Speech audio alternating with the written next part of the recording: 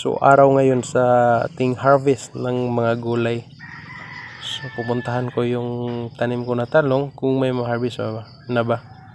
So nakita natin sa video, mayroon siyang maraming malaki. Silip-silip ko, iniikot-ikot. Pwede na tong harvestin. Saktong-sakto na. Ito na sa ilalim. Ang ganda tingnan, no?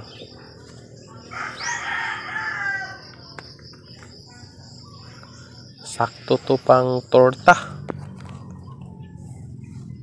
Ikot ako dito sa talungan ko. Nakita ko na medyo madami-dami ng bunga. So pwede na siyang harvestin. Tapos uwi ko sa bahay, kumuha ko na ito ng cutter at saka lagayan.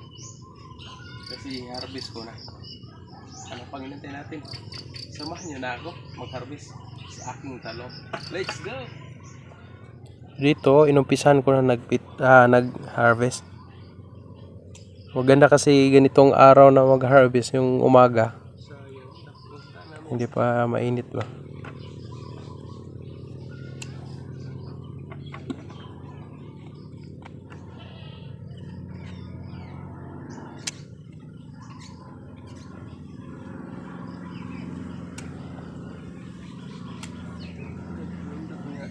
Anggol.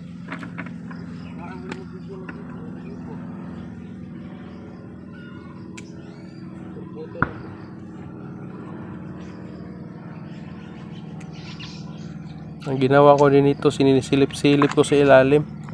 So yung ibang mga bunga, yun nakatago sa ilalim ng mga dahon. Asa pero buyag, oh.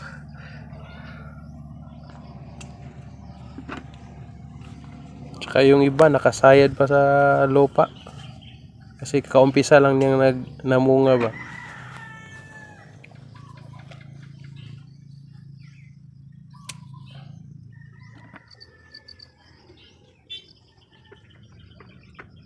Dito na puno na yung lagayan ko. Hatid ko muna. Tsaka babalik pa ako. Yung lagayan natin, mayroon pa akong babalikan doon. Hatid ko muna doon. Lagay natin dito sa langgana.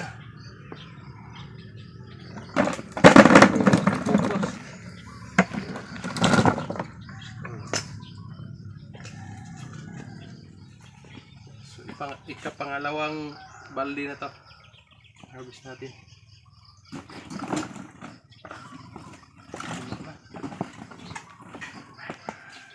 So ito na po yung pangatlo na na-harvest ko, pangatlong balde. Ngayon ang ginawa ko naman, chine-check ko yung mga reject.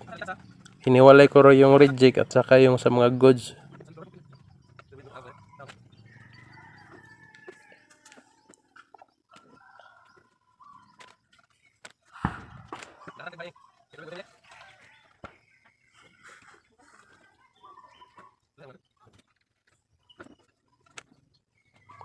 Inubad ko muna yung jacket ko sa initan ako.